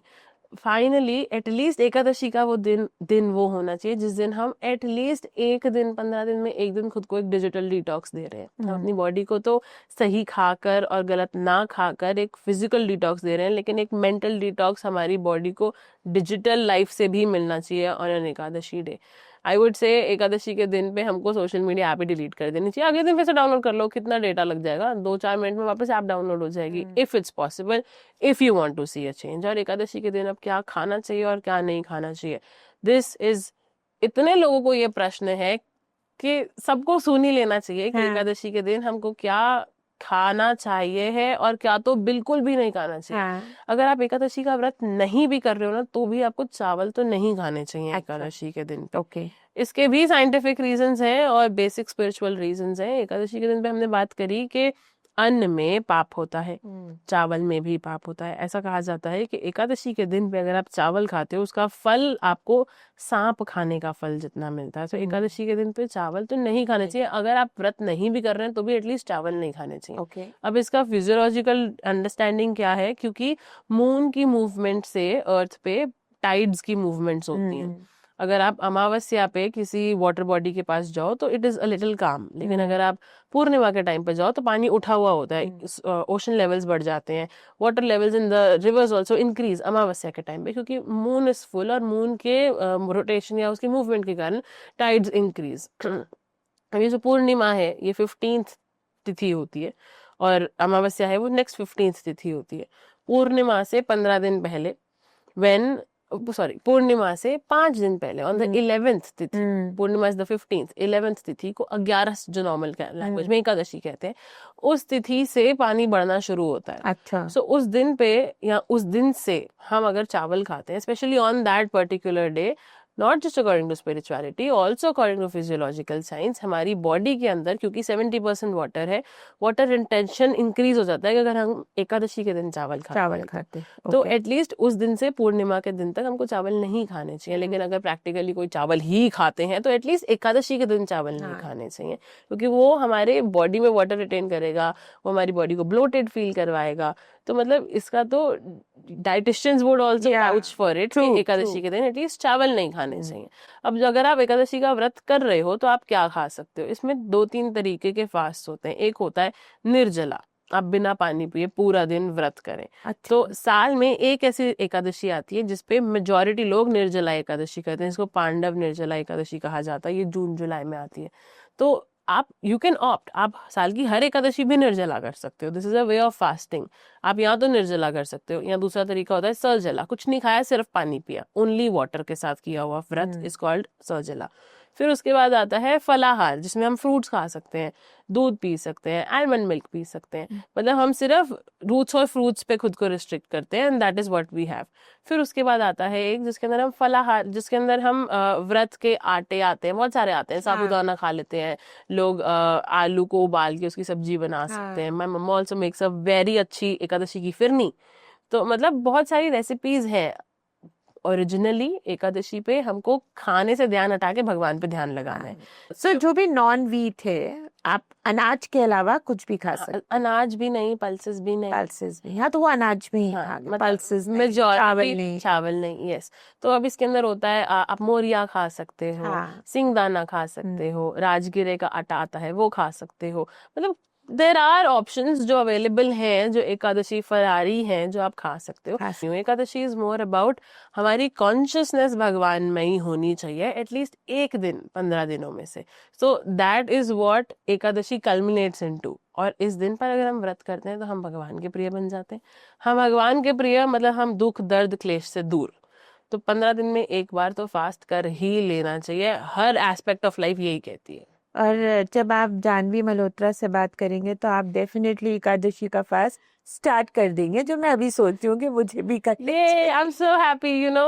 मैं सोशल मीडिया पे कई बार बहुत बार कोई एकादशी मिस नहीं करती, मैं हर एकादशी की बता देती हूँ इंपॉर्टेंस के ये एकादशी स्टेट को आ रही है और आप करती हैं। और एक बहुत इंपॉर्टेंट चीज है जो मेजॉरिटी लोगों को नहीं पता एकादशी के बारे में। एकादशी के अगले दिन, द्वादशी के दिन, एकादशी का व्रत खोलना होता है, पारना करना होता है। आप कहाँ रहते हो उस लोकेशन के लैटिट्यूड और लॉन्गिट्यूड पे डिपेंड करता है कि आपका पारने का टाइम क्या होगा। अच्छा। तो मतलब नॉर्दर्न पार्ट ऑफ इंडिया में फॉर एग्जाम्पल अगर सुबह 6 बजे का है तो हो सकता है कि सदर्न पार्ट ऑफ इंडिया में 9 बजे के बाद का है। तो आपको आपके एरिया का पारना time you have to figure that out, जिसके लिए भी we have tried to help people out there कि उनको उनके पारने का टाइम पता होना चाहिए। क्योंकि अगर आपने एकादशी का पारना नहीं किया एकादशी के अगले दिन तो आपकी एकादशी कंप्लीट नहीं मानी जाती। अच्छा। वो पारना करना बहुत ज्यादा इंपॉर्टेंट है। तो मतलब क्या करते हैं उसमें? You just have to eat एक ऐसा कोई भी अन्न का दाना जो भगवान को भोग लगा हुआ है। तो यूजुअली डिवोटीज क्या करते हैं, जगन्नाथपुरी से ना चावल मिलते हैं भगवान को भोग लगे हुए कच्चे चावल, तो एक कच्चा चावल खा लेते हैं, उससे पारना हो जाता है, व्रत खुल जाता है। और वो भी भगवान की चीज से व्रत खुला। And what is that longitude you are latitude हाँ, मतलब that depends on the sun. आप ओके, किस जगह पर हो उस हिसाब के सनराइज पर डिपेंड एग्जाम्पल करेगा। दो। मतलब अगर आप ईस्टर्न पार्ट ऑफ इंडिया में हो, फॉर एग्जांपल आप कोलकाता में हो, तो हो सकता है कि आपका पारना का टाइम थोड़ा जल्दी का है, तो क्योंकि पारना आपका मीन्स सनराइज। पारना मतलब व्रत खोलने का समय। ओके, हाँ, तो आप फॉर एग्जाम्पल आप ईस्टर्न साइड ऑफ इंडिया में हो, तो आपका पारना का टाइम थोड़ा जल्दी हो सकता है, क्योंकि सन के ऊपर डिपेंड करता है, सनराइज हो गया, मुहूर्त क्या चल रहा है। अच्छा। तो योर पारना टाइम डिपेंड्स ऑन आप यूजुअली कहाँ लोकेटेड हैं। मैं अगर गुजरात से हूँ लेकिन अभी मैं वृंदावन में हूँ और मेरी एकादशी वृंदावन में आई है, तो फिर मेरा पारने का समय भी वृंदावन वाला लोकल ही फॉलो करना अच्छा, और पड़ेगा। कहाँ देखना चाहिए वो? दिस यू कैन फाइंड, एक actually there are a lot of calendars on the internet, Okay. जहाँ पे आप स्पेसिफाई करके डालिए कि मैं यहाँ पे हूँ और आज ये डेट है और एकादशी का पारने का समय क्या है, तो आपकी लोकेशन के हिसाब से आपको समय दे देंगे। ओह, दैट्स इजी। हाँ, दैट्स वेरी इजी। नहीं तो फिर आप कैलेंडर्स डाउनलोड कर सकते हैं, आपकी लोकेशन का कैलेंडर डाउनलोड कर सकते हैं, तो फिर आपको हर बार सर्च नहीं करना पड़ेगा, आपके कैलेंडर में लिखा हुआ आ जाएगा कि कल इतने बजे आपको पारना करना है। ओके, जानवी, आपने तुलसी माता की बात करी। सबको बताइए तुलसी माता कौन है, और आपने जो ये तुलसी पहनी है इसका क्या इम्पोर्टेंस है, क्यों पहननी चाहिए, और कौन पहन सकता है? कौन पहन सकता है, बहुत इंपॉर्टेंट क्वेश्चन है। हाँ। ठीक है, तुलसी कौन है, कौन पहन सकता है, और क्या होता है पहनकर, और क्यों पहननी चाहिए। I want to help you with all of it. तुलसी भगवान की बहुत प्रिय एक भक्त है। लक्ष्मी एक बार नारायण से कहती हैं कि हम ना एक व्यक्ति से जेलस हैं, और नारायण इज लाइक तुम तो लक्ष्मी हो, एवरीबडी, पूरी दुनिया वांट्स यू, तुमको किससे प्रॉब्लम है, how are you jealous from somebody. And Lakshmi कहती हैं कि हमको ना तुलसी मैया से थोड़ी सी वो है, वो हमेशा आपके चरणों में होती है, हमारे भक्त हमको बुलाते हैं, हमको जाना पड़ता है, लेकिन तुलसी हमेशा भगवान के चरणों में होती है। तुलसी भगवान को इतनी ज्यादा प्रिय है, भगवान तुलसी के बिना कुछ एक्सेप्ट नहीं करते हैं, ना खाना ना इंसान। जब हम भगवान को भोग लगाते हैं हम उसमें तुलसी डालते हैं, क्योंकि अगर उसमें तुलसी नहीं होगी ना, भगवान उस भोग की तरफ देखेंगे भी नहीं। अगर हम खुद को भगवान को ऑफर करना चाहते हैं तो हम बिना तुलसी कंठी माला के भगवान को ऑफर ही नहीं कर सकते, क्योंकि वो देखेंगे ही नहीं हमारी तरफ, हमारे घर में गले में तुलसी कंठी नहीं है। अगर हम जीवन में प्रोटेक्शन चाहते हैं, अगर हम सच में सोलेस ऑफ माइंड और सुकून चाहते हैं, तो अगर सिर्फ हम तुलसी को अपने कंठ में धारण कर लेते हैं, उतने से भी हमारा सुकून का जो जर्नी है ना वो शुरू हो जाता है। ऐसा कहते हैं तुलसी को सिर्फ देख लेने से हमारे जीवन के जो कष्ट हैं वो खत्म हो जाते हैं। जिस घर में तुलसी नहीं है उस घर में यमराज आ सकते हैं, जिस घर में तुलसी है उस घर में कभी ना यमराज ना यमदूत आते हैं, ये शास्त्रों में लिखा है। अगर आप तुलसी को देखते हो तो आपकी सारी नेगेटिविटी खत्म हो जाती है, तुलसी को स्पर्श करने से आपके सारे के सारे पाप खत्म हो जाते हैं। और अगर आपने तुलसी पहन ली, इमेजिन इस कंठ में अगर आपने कंठी डाल ली है, तो फिर there is nothing that can go wrong with you. और ऐसा कहा जाता है कि कैसे अगर कोई डॉग है, कोई कुत्ता है, तो कैसे पता चलेगा इसका कोई मालिक है, उसके गले में पट्टा है, उसका ओनर है। तो कोई डॉग रैंडम वैन आएगी तो उसको उठा के नहीं लेके जाएगी, क्योंकि उसको दिख रहा है किसी गले में पट्टा है, तो फिर इसका ओनर है। ऐसे ही मरते समय जब यमराज की वैन आती है तो वो उन लोगों को नहीं लेके जाते हैं जिनके कंठ में कंठी होती है, क्योंकि उनको दिख रहा है कि इनके मालिक तो भगवान है ना, इन पे हमारा हक नहीं बनता, हम उनके पास जाएंगे जिनके कंठ में कंठी नहीं है। तो इसलिए कंठी पहन लेनी चाहिए। अब फिर इस पे क्वेश्चन आएगा कि कंठी कैसे पहन सकते हैं, क्या रूल होते हैं, कौन पहन सकते हैं। बहुत सुंदर एक श्लोक है हमारे शास्त्रों में जो कहता है कि कंठी हर इंसान पहन सकता है, एनीबडी कैन ईट कंठी। सिर्फ एक कॉल, आप कुछ भी खा रहे हो, कहीं भी जा रहे हो, कुछ भी पहन रहे हो, कुछ भी कर रहे हो, आप कंठी पहन सकते हो। मतलब लोग ये कहते हैं कि हमारी अभी भी शादी हुई है तो फिर like you know can we wear kanthi because now we are entering a new relationship, और फिर विल बी डूइंग एवरीथिंग, तो हम कंठी पहने कि ना पहने। You can keep wearing kanthi even when you are doing anything, जहां पे भी हो, खा भी रहे हो ना कुछ भी, तो भी आप कंठी पहन सकते हो। पर इसके ऊपर बहुत सारे रैडिकल लोग भी हैं जो बोलेंगे कि नहीं ऐसे नहीं होता, कंठी तुलसी तो वो होती है, हमको ऐसे you know we can not do wrong to her, और हम वो पहन के नॉनवेज कैसे खा सकते हैं। हमारे शास्त्रों के अनुसार एक क्राइटेरिया है, सिर्फ एक डाउन लाइन है कि अगर मैं सच में भक्ति में आगे बढ़ना चाहती हूँ, अगर मैं सच में भगवान की कृपा चाहती हूँ, what ever circumstances eight this point, mummy मना कर रही है नहीं पहननी, पड़ोसी कह रहे हैं कि ये तो सिर्फ विधवा लोग पहनते हैं, आई हर्ड दिस, लोग बोलते हैं कि तुलसी सिर्फ विधवा लोगों के लिए होती है, कंठी तो कंठी माला सिर्फ ऐसे लोग ही पहन सकते हैं, नॉनवेज खाते हो कंठी नहीं पहन सकते हो, सेक्स करना है कंठी नहीं पहन सकते हो, what ever, like people have 10,000 things से कंठी नहीं पहननी, कंठी नहीं पहननी, कंठी नहीं पहननी। शास्त्र सिर्फ एक चीज कह रहे हैं, अगर आपके जीवन में लॉल्यम, लॉल्यम मतलब लस्ट, ग्रीड है किस चीज के लिए, भगवान को पाने के लिए, तो आप कंठी पहन सकते हो। फिर उसके सिवाय आपके जीवन में और कोई भी सर्कमस्टेंस होना कोई बात नहीं, आप कंठी धारण कीजिए और तुलसी से प्रार्थना कीजिए कि आप मेरी हेल्प कर दो, क्योंकि आप भगवान को इतनी प्रिय हो, आप इतनी इतनी भगवान की सेवा करती हो, भगवान के चरणों में रहती हो, प्लीज मेरी अर्जी लगा दो, मेरी हेल्प कर दो, मेरे जीवन का ये जो XYZ जो भी सिचुएशन है ना, इसको सॉर्ट करवा दो। तो तुलसी विल हेल्प। हमारी सिर्फ एक वो इंटेंसिटी और इंटेंशन होनी चाहिए कि मुझे ये सब जो गलत है इससे बाहर निकलना है, इसको छोड़ना है, तो of course Tulsi will help. और अगर भक्त भगवान के सामने दूसरे व्यक्ति की अर्जी लगाए तो भगवान सब साइड करके पहले वो देखते हैं कि मेरा भक्त किसको रिकमेंड कर रहा है। आप तुलसी कंठी वट एवर कंडीशन में पहन सकते हो, but you have to have that intensity कि मुझे भक्ति में बढ़ना है, मुझे ये सब छोड़ना है। अगर सिर्फ इतनी हमारी क्लैरिटी और हमारी प्योरिटी होगी ना, तो भगवान उसको सैंक्शन करेंगे। ब्यूटिफुल। आप बार बार भगवान जगन्नाथ पुरी की बात करते हैं, आपने मायापुर धाम की बात करी है। क्या महत्व है इन जगहों का? बहुत से लोगों को तो पता भी नहीं है मायापुर धाम के बारे में। You've spoken about Vrindavan, so tell us about the other two also.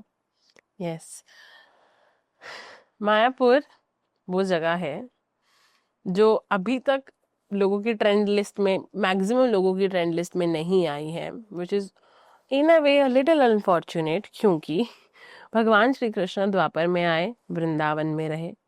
भगवान श्री चैतन्य महाप्रभु जो भगवान कृष्ण स्वयं है, वो कलयुग में आए और नवद्वीप नदिया मायापुर में जाकर वहाँ उन्होंने अपनी लीलाएं करी। उसके बाद वो 18 साल साउथ इंडिया के, like he also went through out दक्षिण भारत, और वो जाकर जगन्नाथपुरी में भी रहे। तो हमको ना मेजॉरिटी लोगों को इस पार्ट का पता है, उस पार्ट का पता ही नहीं है। और महाप्रभु इतने कृपालु हैं, इतने कृपालु हैं कि वो बिना बैकग्राउंड देखे कृपा करते हैं। जगन्नाथ जी, ही इज जगतनाथ, जगत के नाथ, अखिल ब्रह्मांड नायक जगन्नाथ। वो अपना मंदिर छोड़ के, अपना सिंहासन छोड़ के सड़क पे आ जाते हैं कि जो मंदिर के अंदर नहीं आ सकता ना मेरे दर्शन करने, मैं बाहर आ रहा हूँ, तुम मेरे दर्शन कर लो। वो जो टाइम है जब भगवान पहाड़ी होते होते अपने मंदिर से बाहर रथ तक आते हैं, कोई भी जाकर उनको स्पर्श कर सकता है। You can go and hug Jagannath ji उस टाइम पे। मतलब भगवान इतने अवेलेबल बन जाते हैं अपने भक्तों के लिए कि तुम मांस भी खाते हैं, तुम like dog eaters, even if you are a dog eater you can come have Jagannath ji का दर्शन एट दैट पॉइंट। वो इतने कृपालु हैं, ही इज सो मर्सीफुल। तो अगर किसी को सच में कृपा चाहिए, क्योंकि हम इतने पतित हैं, आई अग्री, मैं तो हूँ, अगर हमें पतित होने के बाद कृपा चाहिए तो हमको पतित पावन के पास जाना चाहिए, जो कि जगन्नाथ महाप्रभु हैं, जो कि श्री कृष्ण चैतन्य महाप्रभु हैं। And these two are originally situated. वैसे तो वो हर जगह है क्योंकि वो जगत के नाथ है, लेकिन जगन्नाथपुरी वो जगह है जहाँ आपको जगन्नाथ जी का श्री मंदिर दिखेगा, जहाँ आपको वो सुंदर सा उत्कल का ओशन दिखेगा, जहाँ पे लकड़ी आया करती थी पुराने जमाने में, जिससे जगन्नाथ जी को बनाया जाता था। If you go to Navadwip, 9 islands जहाँ पर मायापुर है, it is a beautiful place. सिर्फ दिखने में सुंदर नहीं है, एक्सपीरियंस, मतलब जो व्यक्ति वहां जाता है वो बिना अपना हार्ट का एक पीस वहां छोड़े वहां से वापस नहीं आ सकता। It is so beautiful. और ऐसा कहा जाता है कि नवद्वीप वो जगह है जो श्रीमती राधा रानी ने स्वयं अपने हाथों से बनाई। वृंदावन तो राधा रानी के लिए भगवान श्री कृष्ण ने बनाया है, लेकिन as a love statement Radha Rani ने अपने हाथों से नवद्वीप को बनाया श्री कृष्ण चैतन्य महाप्रभु के लिए। And Navadwip is the dham for this Kalyug. जो भी पतित है उनको वहां जाना चाहिए, क्योंकि पतित पावन वहां है, उनका एड्रेस वहां का है। और अगर आप वहां जा रहे हैं तो आपके जीवन में मिराकल नहीं हो ही नहीं सकता। सो अगर you are planning a next vacation, please go to Jagannathpuri and Mayapur dham. Beautiful. I'd like to speak about Krishna Bhagwan. Krishna भगवान को मोरपंखी क्यों पसंद है, ये बताओ। भगवान श्री कृष्ण जो देयर इज नथिंग जो उनसे सबऑर्डिनेटेड नहीं है, देयर इज नथिंग जो उनके कंट्रोल के बाहर है। उनकी सिंप्लिसिटी देखो, वो चाहें तो वो किस तरीके का मुकुट अपने सिर पर पहन सकते हैं। वो मतलब देयर इज नो एरिस्टोक्रेसी जो भगवान अफोर्ड नहीं कर सकते हैं। षट ऐश्वर्य पूर्ण कहते हैं भगवान को. 6 opulences fullest. He is the most wealthiest, he is the richest, he is the most intelligent, most beautiful to look at. मतलब सारे ऐश्वर्य उनके पास फुल हैं, लेकिन फिर भी अपनी एरिस्टोक्रेसी को बोस्ट करते हुए ही वुड नॉट से कि मेरे सिर पे कोहिनूर लगाओ या बड़ा सा वो लगाओ. हाँ. इतने सिंपल ब्रजवासी ग्वाले हैं भगवान श्री कृष्ण के एक छोटे से बर्ड का, एनिमल का फेदर भी अपने सिर पे एक्सेप्ट करने के लिए रेडी है. एक बार ब्रज में जब भगवान वन में अपने बछड़ों के साथ और ग्वालों के साथ विचरण करने जाते हैं, तो वो देखते हैं कि वहां पर एक मोर है और एक मोरनी है, ये जो दोनों नाच रहे हैं. फिर उसके बाद ये मोर और मोरनी में भगवान को देखकर सोच रहे हैं कि हम भगवान की सेवा करना चाहते हैं, हम कैसे सेवा करें भगवान की. नाउ दे आर वंडरिंग कि हमारे पास तो कुछ है नहीं इनको देने के लिए. लाइक गोपियां भगवान को माखन दे देती हैं, गोवर्धन भगवान को छाया देते हैं अपने पेड़ों से और घास देते हैं उनकी गाय के लिए. हम क्या दें भगवान को? फाइनली डिसाइड एक ही चीज है हमारे पास, हमारे पंख, हम वही ऑफर कर देते हैं. So one of this more he offers this पंख. भगवान ये नहीं देख रहे हैं कि दी हुई चीज कितनी सुंदर है, दी हुई चीज की कितनी वैल्यू है, दी हुई चीज कितनी क्वांटिटी में आई है. भगवान ये देख रहे हैं कि उस देने वाले का हृदय क्या है, वो देने वाला कितना हृदय से, कितना प्रेम से देना चाहता है. And he accepts. जब भगवान ने देखा कि उसने, देने वाले ने, मोर ने सिर्फ ये सोचा कि मैं क्या दे सकता हूँ, मेरे पास क्या बेस्ट है. हो सकता है हम भगवान को लाखों रुपए की डोनेशन दे रहे हैं, लेकिन भगवान ये नहीं देख रहे कितने जीरो दिए हैं, भगवान ये देख रहे हैं कि कितने जीरो अपनी पॉकेट में रखे हैं. He is not looking at the quantity जो हम उनको दे रहे हैं, वो ये देख रहे हैं कि इसकी इंटेंसिटी मुझे खुश करने की है कि नहीं है. भगवान कृष्ण भगवद गीता में कह रहे हैं, पत्रम पुष्पम फलम तोयम. ये 4 चीजें, पत्रम इज लीफ, पुष्पम इज फ्रूट, फ्लावर, फलम इज फ्रूट, एंड तोयम इज जल, पानी. ये 4 चीजें अगर कोई मुझे प्रेम से ऑफर करता है, पत्रम एक बार बोला, पुष्पम एक बार बोला, फलम एक बार, तोयम एक बार, लेकिन इसी श्लोक में 2 बार एक ही चीज बोली है. यो में भक्त्या प्रयच्छति तदहम भक्ति उपहर्तम. भक्ति ज्यादा इंपॉर्टेंट है. भगवान को फूलों की और फलों की कमी है क्या?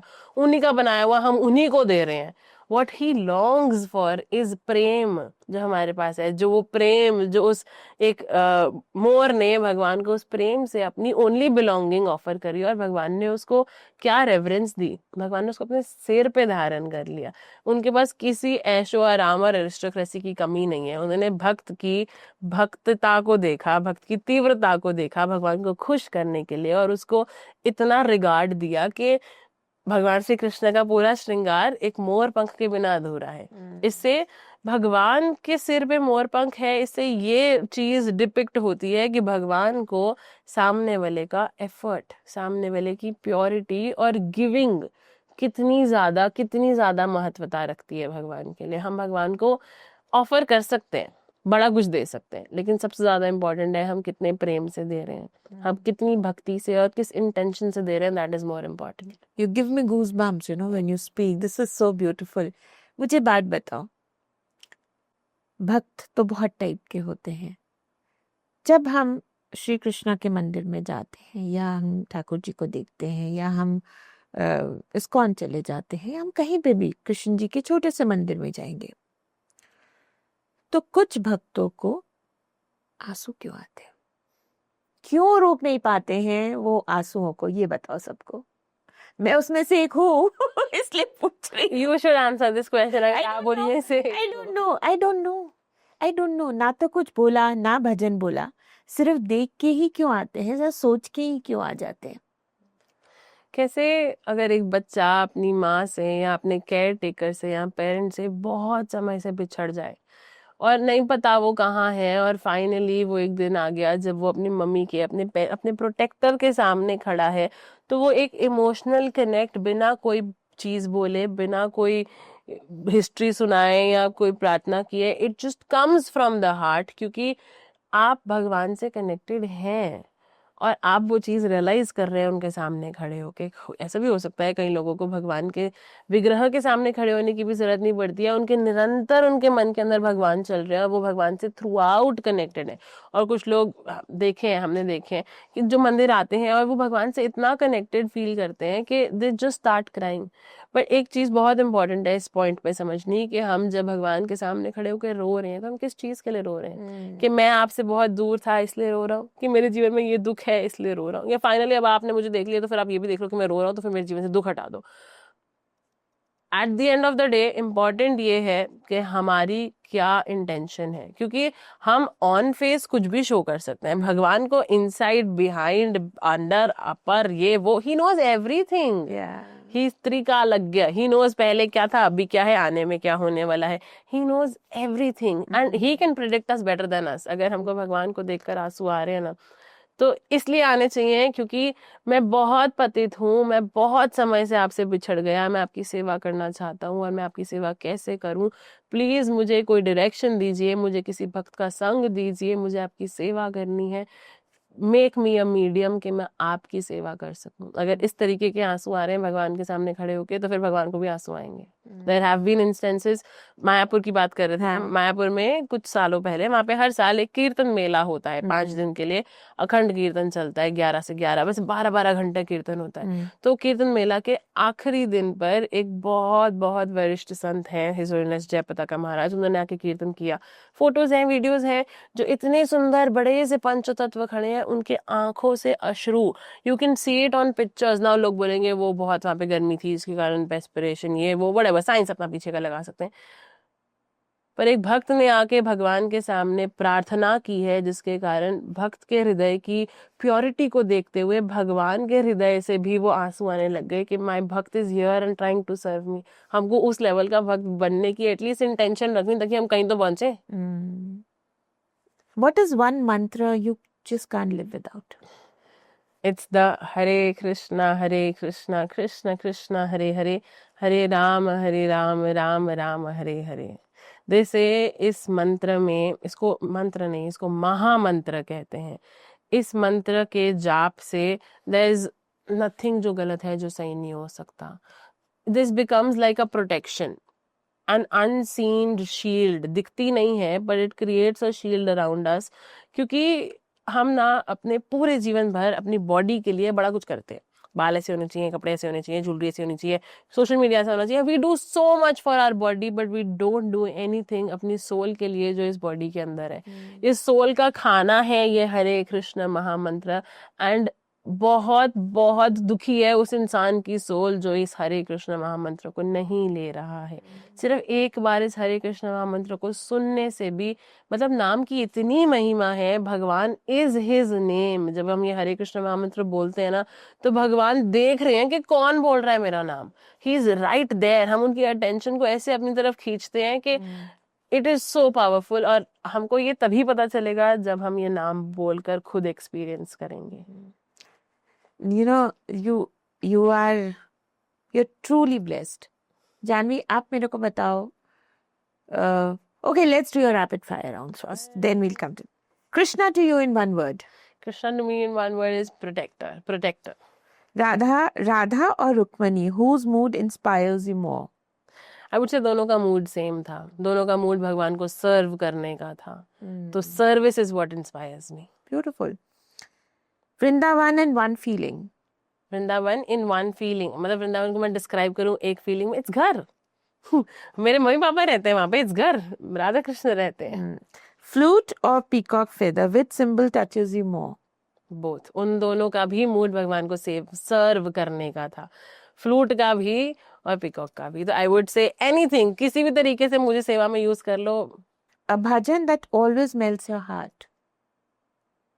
बंगाली में समझ आएगा? हाँ हाँ, लेट्स हैव अ लाइन। भूलिया तुम्हारे संसारे आशिया पे ननबिदा था। मतलब भगवान मैं आपको भूल गई और मैं संसार में आ गई, और यहाँ पर आकर मेरी क्या व्यथा है मैं बताने लायक भी नहीं हूँ। It is such a beautiful bhajan. And to anybody out there जिसको नहीं पता है ना इस भजन के बारे में, गूगल पर जाओ, सर्च करो भूलिया तुम्हार, एक बार लिरिक्स पढ़ के देखो, you can not cry after this bhajan. Your भक्ति journey in 3 words. That is it. यही है, इसके सिवाय कुछ और नहीं है। Nice one. Okay, if Krishan ji gave you one boon today, what would you ask for? More service. One misconception about Krishan Bhakti you wish to break? Bhakti is not for बुढ़ापा। बुढ़ापा का क्या मतलब है? जो death के पास वो बुढ़ापा, कल मर गए तो हमारी एक्सपायरी डेट नहीं है. We can die tomorrow. We are old today. Do bhakti today. Janvi, before we close the podcast, I want you to share 3 stories of Radha Krishna ji which has changed you as a person. जब इस दुनिया में प्यार की बात की जाती है तो फिर एक मोस्ट हर्ड क्वेश्चन होता है या पैरेलल होता है जो हमारे दिमाग में क्रिएट होता है, राधा और कृष्ण, उनका प्यार. तो फिर that's like the most exemplary. हमारे शास्त्र कहते हैं, श्रीमद् भागवतम के 10th कैंटो में ये वर्णन आता है कि कैसे दूर से अगर हम एक खेत देखें जो गन्ने का खेत दिख रहा है, पास जाओ तो गन्ने का खेत ही है. और फिर एक और खेत होता है जिसको हम दूर से देखें जो भी गन्ने का खेत दिख रहा है, लेकिन पास जाओ तो देखो बैम्बू का खेत है. It looks the same at a distance क्योंकि दोनों ऐसे स्टिक्स हैं और उनके ऊपर वो ग्रीन स्टेम्स, वो लीव्स ग्रो हो रही है, दूर से सेम दिखते हैं. लेकिन जब आप पास जाओ उसको सच में चबा के उसको एक्सपीरियंस करके देखो तो जो गन्ना है उसमें से रस निकलेगा और बैम्बू आपके दांत तोड़ देगा. अब ये जो बैम्बू का जो खेत है ना, ये इस वर्ल्ड का प्यार है. हमको लगता है दूर से कि wow I want to relish that, लेकिन एज सून एज हम प्यार के नाम पे खुद को सैक्रिफाइसिंग करते हैं या कुछ करने की कोशिश करते हैं, दांत तोड़ने जैसा है. क्योंकि इस मटेरियल वर्ल्ड में प्यार इज लिटिल नॉन एग्जिस्टेंट. प्यार के नाम पे और बहुत सारी चीजें हो रही हैं, पर जो रियल लव होता है ना, वो गन्ना वो है जो राधा कृष्ण की लीलाएं हैं. अब आप अगर एक गन्ने को चबाओगे तो उसमें से क्या निकलेगा? जूस. वो आपके दांत नहीं तोड़ेगा. You experience the bliss of it. तो ये जो राधा और कृष्ण, राधा रानी और भगवान श्री कृष्ण का जो प्रेम है, ये इतना ब्यूटीफुल है, ये इतना ज्यादा अनपैरेलल टू द वर्ल्ड है कि इसको अचिंत्य कहते हैं. हम इसको अंडरस्टैंड भी नहीं कर सकते हैं. मैंने आपको प्रेम सरोवर की एक स्टोरी सुनाई कि कैसे राधा रानी भगवान श्री कृष्ण के बाजू में बैठकर भी रो रही हैं कि भगवान चले गए. राधा रानी का तीव्रता इतना ज्यादा है भगवान को सर्व करने का कि जब भगवान बन जाते थे ना गायों को चराने, तो राधा रानी बीमार हो जाती थी, उनको फीवर हो जाता था कि कृष्ण नहीं है. और जब राधा रानी को इस हालत में सखियां देखती थी तो उनको ग्रूम करने की, ठीक करने की कोशिश करती थी. उनके लिए लोटस का बेड लगाती थी कि आप इस पे सो, आपका थोड़ा टेम्परेचर उतर जाएगा. क्या कुछ नहीं करती थी कि राधा रानी फिर से ठीक हो जाए, कि भगवान वापस आ जाएंगे.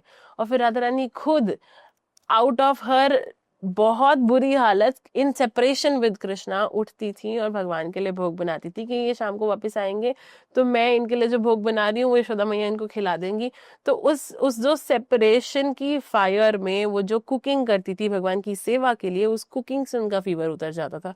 सेपरेशन की फायर उनकी सेवा की फायर से उतर जाता था. What is important here is, भगवान की किसी भी भक्त के साथ कोई भी लीला हो, उसके अंदर सबसे ज्यादा इम्पोर्टेंट ये है कि वो भक्त भगवान की किस तरीके से सेवा करने की कोशिश कर रहा है. हम यूजुअली ये समझने की कोशिश करते हैं या और स्टोरियां जानने की कोशिश करते हैं कि राधा और कृष्ण साथ में थे तो क्या करते होंगे और क्या होता होएगा, और हमको भी जानना है, हमको भी भगवान की एक सेविका बनना है.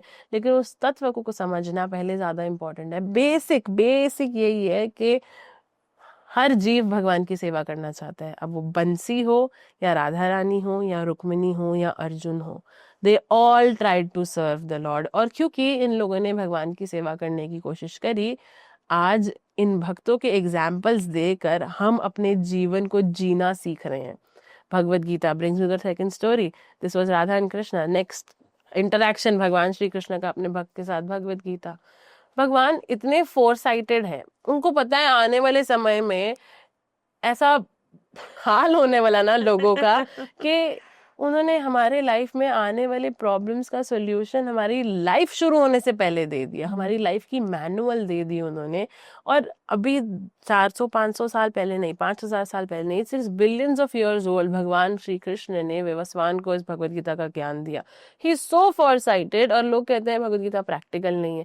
तो आप खोल के तो देखो, there is no problem in your life जिसका सोल्यूशन भगवत गीता में नहीं है. This is my second favourite interaction of Bhagwan with his bhakt. क्योंकि अर्जुन का नाम है लेकिन उनका इंटरेक्शन मेरे साथ है. भगवान ने मेरे लिए उस लव लेटर को लिखा है जिसके अंदर भगवान मेरे लाइफ के क्वेश्चंस का सोल्यूशन दे रहे हैं. मतलब भगवान मेरे से इतना प्रेम करते हैं कि उन्होंने भगवत गीता में इतने सारे प्रोमिसेस भी कर दिए, पर मुझे पता ही नहीं है कि क्या है भगवत गीता के अंदर, which is so unfortunate. At least pick up that love letter that your true lover has written for you. वो लव लेटर उठाओ, उसके अंदर जो लिखा है वो उसको पढ़ो. नहीं समझ आएगा फिर भी पढ़ो. आ जाएगा समझ. You need to find the right teacher, क्योंकि भगवान का अर्जुन के साथ इंटरेक्शन नहीं था, ये भगवान का मेरे साथ इंटरेक्शन है, इसलिए ये मेरा one of the most important and favourite interactions है. और एक और भगवान श्री कृष्ण को वृंदावन के बंदर बहुत पसंद थे. अच्छा. बहुत, मतलब इतने ज्यादा कि भगवान माखन तोड़ते थे, मटकियां तोड़ते थे माखन खाने के लिए, तो खुद तो खाते थे लेकिन पहले बंदरों को खिलाते थे. भगवान श्री कृष्ण के जो वृंदावन के बंदर हैं, ऐसा कहा जाता है कि ये वही बंदर हैं जो भगवान राम के साथ भी थे. मतलब वो लिविंग एंटिटीज का इतना ज्यादा इंटेंसिटी था भगवान को सर्व करने का कि उन्होंने कहा कि आप अगले युग में भी हमको साथ में ले चलो. मतलब भगवान ये नहीं देख रहे हैं कि सामने वाले की क्वालिफिकेशन है कि नहीं मेरे साथ रहने की, और ये कहाँ किस बैकग्राउंड से है. बंदर तो बंदर, मोर तो मोर, भगवान के सामने जो आया भगवान ने हर लिविंग एंटिटी पे कृपा करी है. जब बंदर पे करी है, जब मोर पे करी है, जब बांसुरी के बांस के खेतों पे कर दिए कि तुम्हारे में से एक मेरे अधरों पे लगेगा और मेरी कमर पे हमेशा रहेगा. जब भगवान ने बिना बैकग्राउंड देखे कृपा करी है, तो बिना बैकग्राउंड देखे मेरे पे भी कृपा कर दे.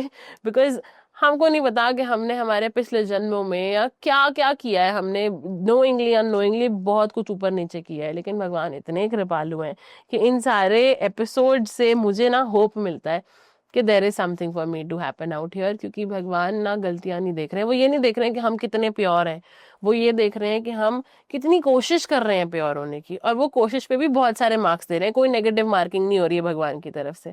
तो दीज आर 3 इंस्टेंसेस जो मुझे बहुत इंस्पायर करते हैं. The monkeys of Vrindavan, of course Shrimati Radha Rani and Arjun. My motive is कि मैं इन तीनों से इंस्पिरेशन लेकर अपनी इंटेंसिटी भगवान को प्लीज करने की बढ़ा सकूं, ताकि भगवान मेरे पे बहुत सारी कृपा करे, ताकि मैं उनकी और सेवा कर सकूं. आप पे ऑलरेडी कृपा है जानवी, इसीलिए आप सब पे कर पा रहे हैं. What is your one last word to all the youth out there? To all the youth out there, दुनिया ना बहुत कन्विंसिंग लग रही है एट दिस पॉइंट.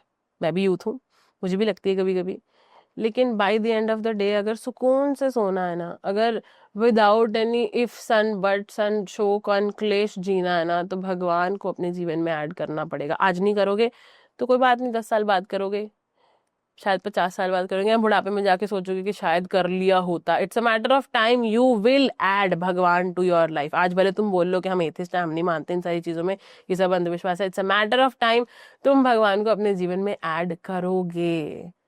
मैं बता रही हूँ, आज प्यार से कर लो, नहीं तो कल थप्पड़ खा के करोगे, पर add him to your life, क्योंकि you will see your life will change for the good. In short and the last word, what is Bhagwan Krishna for you? Everything. He protects me. Not as a butter, क्योंकि मैं उनके नाम का प्रचार कर रही हूँ, क्योंकि मैं उनका नाम ले रही हूँ, इसलिए वो मुझे प्रोटेक्ट कर रहे हैं. नहीं, जो नास्तिक है उसके घर पे भी बारिश होती है. जो भगवान में नहीं मानते हैं वो भी अन्न खाता है. अन्न भगवान से आया, बारिश भगवान दे रहे हैं. उसके घर में भी धूप आ रही है, उसके घर में भी भगवान ये नहीं देख रहे हैं कि ये मुझे मान रहा है, अच्छा चलो इसको ज्यादा बारिश दे देते हैं, इसको ज्यादा खाना दे देते हैं. नहीं, he protects me in spite of my बकवास background. he still protects me in spite of मैंने इतनी गलतियां करी हैं जीवन में, लेकिन फिर भी भगवान मुझे प्रोटेक्ट करते हैं. तो for me he is that protector जिनको ना मैं अभी तक पर डिस्कवर ही नहीं कर पाई. I want to know him more. मैं उनको और समझना चाहती हूँ, और उनको समझते समझते मैंने एक चीज जो समझी है, जो भगवत गीता का ऑलमोस्ट एसेंस में है, एंड ऑफ द चैप्टर्स में है. भगवान कह रहे हैं बहुत छोटी सी चीज है लेकिन बहुत पावरफुल चीज है, बहुत सिंपल है करने के लिए, लेकिन अगर हो गई ना तो it's a huge thing to happen. भगवान कह रहे हैं last chapter of Bhagavad Gita में कि अर्जुन तुमको पता है मुझे सबसे प्रिय कौन है. और भगवान ने बता दिया कि प्रिय बनते कैसे हैं. उन्होंने एड्रेस दे दिया, रेसिपी दे दी, इंग्रेडिएंट दे दी कि कैसे बनाना ये सबसे प्रिय वाला इंसान मैं बन सकती हूँ. भगवान के सबसे प्रिय आई कैन बी इट. भगवान अर्जुन को कह रहे हैं कि जो भी व्यक्ति इस भगवत गीता का ज्ञान, या मेरा और तुम्हारा जो ये कन्वर्सेशन हुआ है, इसमें से जो भी टीचिंग्स है, जो भी व्यक्ति ये टीचिंग्स जाकर किसी भी और इंसान को बताता है, it can be one person, एक बंदे को भी अगर आप जाकर भगवत गीता के बारे में कुछ भी बताते हो, भगवान श्री कृष्ण के बारे में ऑथेंटिक कुछ भी बताते हो, तो भगवान आपसे बहुत खुश हो जाते हैं. और फिर भगवान कह रहे हैं कि इस इंसान से अच्छा ना मुझे कोई लगा, ना कोई लगेगा, ना कोई लगता है.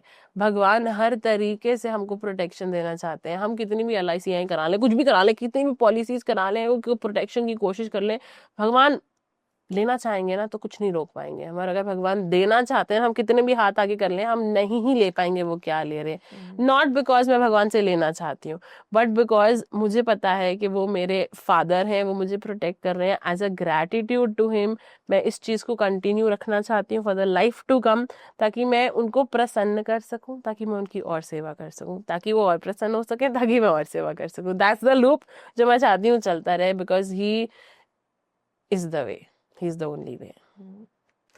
And we wish you luck for that Janhvi. आपने बहुत ही भावुकता से हमें बताया, and you have made this entire episode full of emotions. मेरे को आप मुझे ये एपिसोड साल के आखिर में हम रिकॉर्ड कर रहे हैं, and I think you already made our new years beautiful, and God bless you. And हमेशा ये काम करते रहिए, मुझे लगता है, क्योंकि मुझे ऐसा लग रहा है कि अभी आपसे और भी बहुत सी बातें होंगी। Thank you so much. Thank you for having me. It's always a pleasure. Always. Thank you. Thank you.